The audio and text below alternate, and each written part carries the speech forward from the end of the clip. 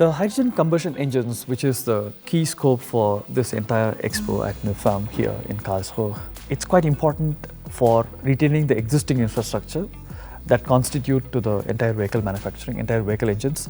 For example, if we take India, nearly 100% of engines are based on internal combustion engines. If we have to move the existing petrol or diesel into hydrogen, the workforce that's available today for us, for the engines, can be retained, and all they have to do is retrofit our minds to fit hydrogen into it. The expertise is essentially going to be utilized. We don't have to do a significant change in bringing in new skill sets into the existing human resource. Especially it's true for India, and also it's true for the rest of the world as well.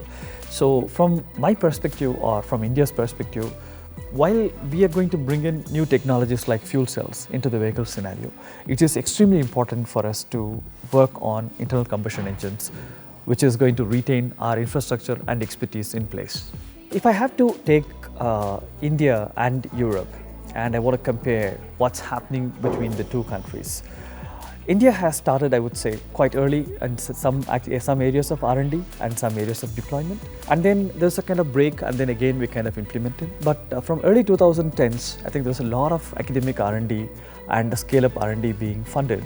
But then now what is happening is India is specifically focusing on the implementation side of it, which is very, very large. In a span of less than 2.5 years, I would say there are at least 20 different initiatives being floated out by Ministry of New and Renewable Energy, crossing multiple sectors, all the way from generation of hydrogen from electrolysis or biomass to complete usage in vehicles, cement, steel, shipping, and many other sectors. If you look at the entire Indian history, what happens is we are not kind of early adapters for many technologies. Whereas when it came to the hydrogen, we have become one of the earliest adapters.